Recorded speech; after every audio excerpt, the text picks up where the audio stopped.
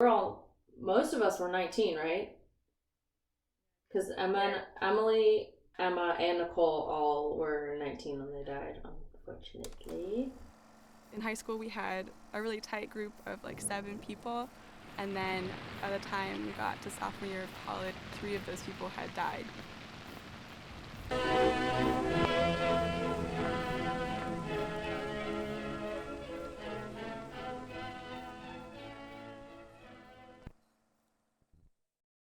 Bathroom crying became a new favorite hobby of mine. It's ended up being one of those like three little bears kind of things where it's like I've found the perfect size bathroom. Like I would evaluate like toilet stalls on their like perfect capabilities for like a good cry. But if it's too big of a toilet, you feel like you're like, I got too much space for this, like I need like more. But then if it's too cramped, you're like, it has to be just right.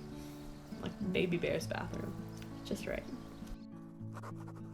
Oh, yeah, I have to graduate college. It wasn't super understanding just because they don't have any systems in place at school for like, oh, like if a kid's parent dies or if their friend dies or anything like that, which I think is absolutely nuts because that happens.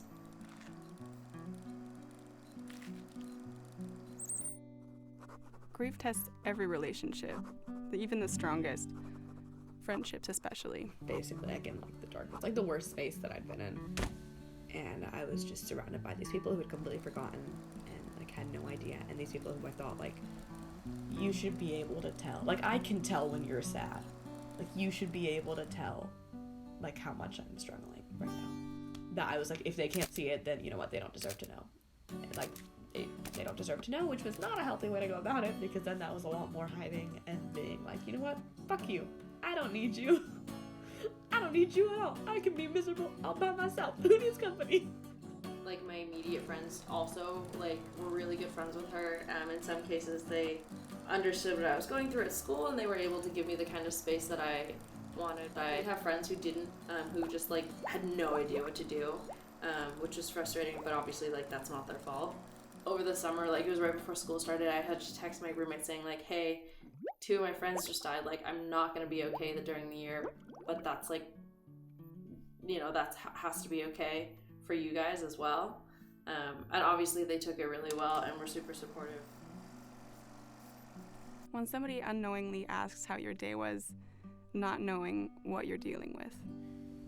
And I'm still angry at a lot of people. I did not used to be an angry person. I can't distinguish like the pain of being so angry at the people who I thought were gonna, notice and be there for me, and then just were absolutely not, from like the experience of like the pain of like losing her, that I can't even talk about it with these people anymore. And I was like, I've never felt so like alone and angry and frustrated. And I feel like before everything, I kind of saw the best in people, and I had this sort of feeling that, now I'm cynical and I don't expect anything. Just like, no, like the people who I thought were gonna be there for me were just not, and that was shit. Because it really affects like all of your relationships, and like it's hard like feeling like you can't support people as much as you want to, or like as much as you usually do. I had no idea how I was supposed to feel, and then like I ended up kind of like censoring that a lot, and then not knowing like, oh, like maybe they know better than me, like maybe I am like too sad or not sad enough, or expressing it in the wrong way or something. Feeling like that's like really selfish, that like you're taking other people's energy and like you're not really giving much back. I mean, I don't have generalized anxiety, but there are very specific things that are triggers for me. If somebody texts me and is like, hey, can you talk soon? And we haven't set up a time to talk and there's not really a context, then I do immediately think that there's something wrong. But I'm kind of able to deal with that, I'd say, better than like earlier. Sleep, aka subconscious torment. It's like my main anxiety is losing other people in my life, and so I'd have a lot of dreams where somebody in my life died, and I like was either trying to prevent that or was dealing with it after they died. And anyways, those were pretty stressful. Also stressful to wake up from. So yeah, that's kind of how it impacted my sleep. Not necessarily the number of hours I was getting, but like how restful it was and how much I wanted to fall asleep versus not, and like how it was to wake up. I would call them reverse nightmares because like the dreams themselves were good because like in the dreams when they were alive and we were together, and then I would wake up and realize that it wasn't true, and then I would have dreams that like in the dream I knew that they were dead but I wasn't allowed to tell them. Who the fuck am I? I don't know, I kind of go back and forth. Sometimes I feel like I'm a better person now, and sometimes I feel like I'm a worse person now, and I'm not really sure which is true. I think I'm more honest now than I used to be. It's as if like they're like, yeah, you're still exactly the same as you were freshman year. Like, oh, classic you, nothing's changed. And I'm like, fuck you. If you were curious about what not to say. Yeah, absolute worst thing is to say, things happen for a reason. It's basically saying your friend died for something to happen in your future, and you're like, what? And it's disrespectful to them as an individual, and probably like to everybody else who knew them. After all of this happening, I don't think I'll ever be able to think that, just because I'll never be able to find a reason for why any of like those three died. So death is definitely real, but what the fuck is life? Before I had lost somebody really close to me, it was really easy just to like be like, oh yeah, like there's no such thing as an afterlife. Like I'm really into science, and so I can be like, oh, like, you know, and it was easy for me to be like, no, that doesn't exist, because I didn't have a reason to want it.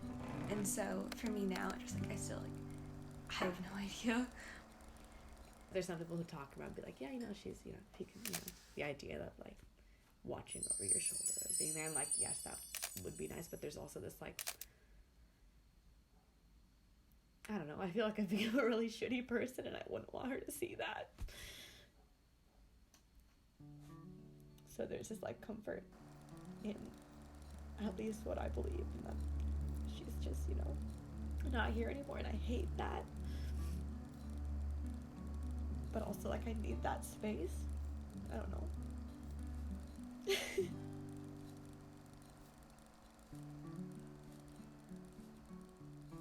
It's a Google away to be like, how to help a friend who's grieving.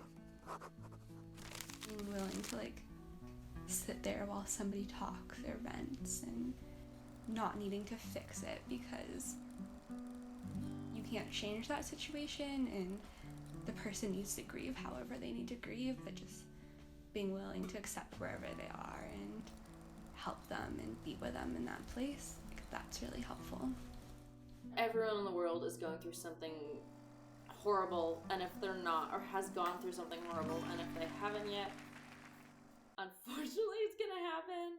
Also, please don't complain that your nails chipped or something and you're like, it's the worst thing ever. Like, don't say that. Or don't complain that it's raining in Hawaii. Oh my god. Try to be understanding and don't be a dick.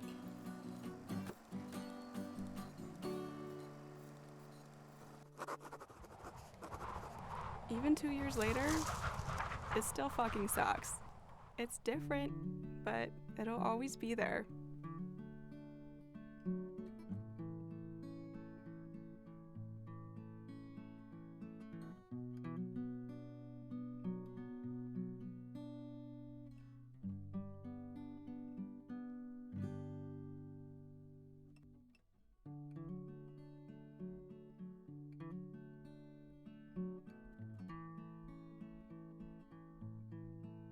This is my cat, Ella. She's really fat. We've had her for a while.